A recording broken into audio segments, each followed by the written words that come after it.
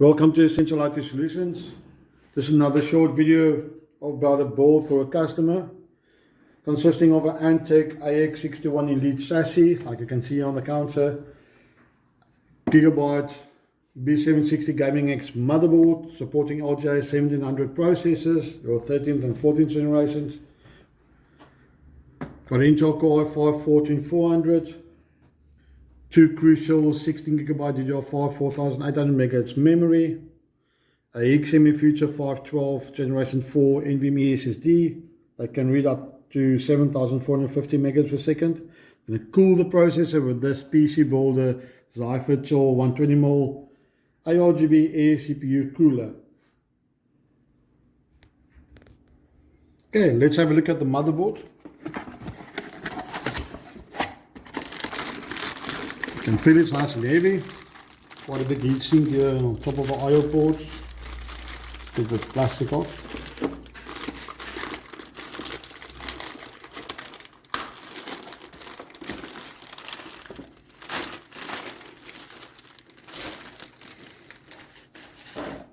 Not a bad looking motherboard from Gigabyte. As you can see on top of the I/O shield, big nice massive CPU cooler.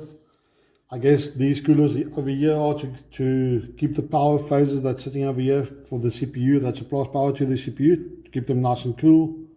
Nice cooler for your M.2 NVMe SSD. Another 2 slots for your M.2s. And 4 RAM slots for DDR5. Your normal ATX power connector. 4 SATA ports over here. Yeah, and that's basically in short the motherboard. Let's have a look at the back of the specs of the motherboard. See what they say on the back of the box. You can see there also you can't see it now, but what they feature on the board as well is nice M.2 EZ latch plus. So a quick release for your M.2 NVMe, so not a screw to tie it down that you need a screwdriver to unscrew it. Yeah, that's the motherboard that we'll be using. Let's have a look at that.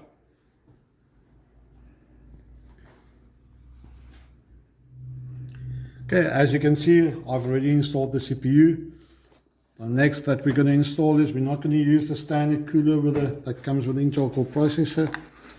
We're going to be installing this PC Builder's i5 cooler.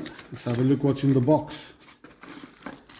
So your backplate, heatsink paste. You see the screws can be set between different sockets.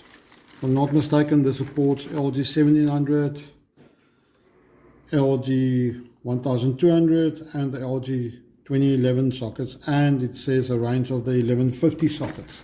So 1151, 1150, 1155. So it's nice and versatile. You can use it on your older computers and new ones. Booklet that you get with it. You can see nice RGB features that's going to have on it. Some extra brackets. More brackets in the box. And even...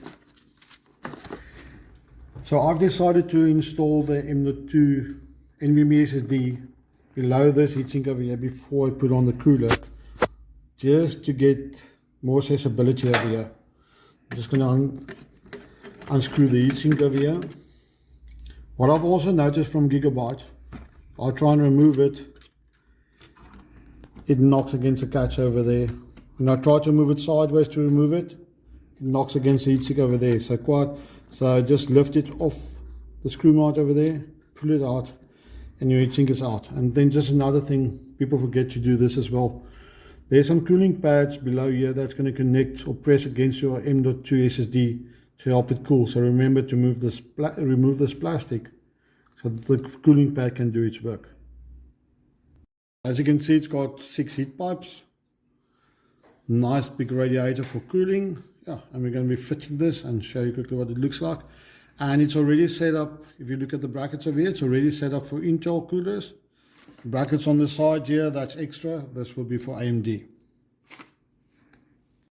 Just one thing to note with the PC Builder cooler, we can see where the screws sits over here. You won't be able to screw it down with the cooler intact like this, so you'll need to remove the fan.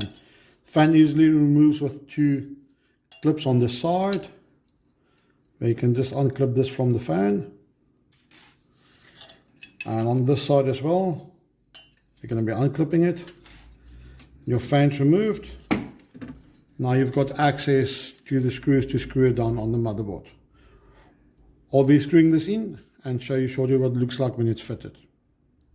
Just one thing that I want you guys to take note of when installing something like this. A lot of people do forget it. They bring their computers into us, it overheats, and then they forget to do this.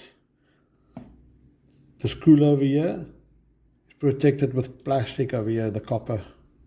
So you need to remove this. If this stays on, your system is going to overheat. So make sure you remove this before installing.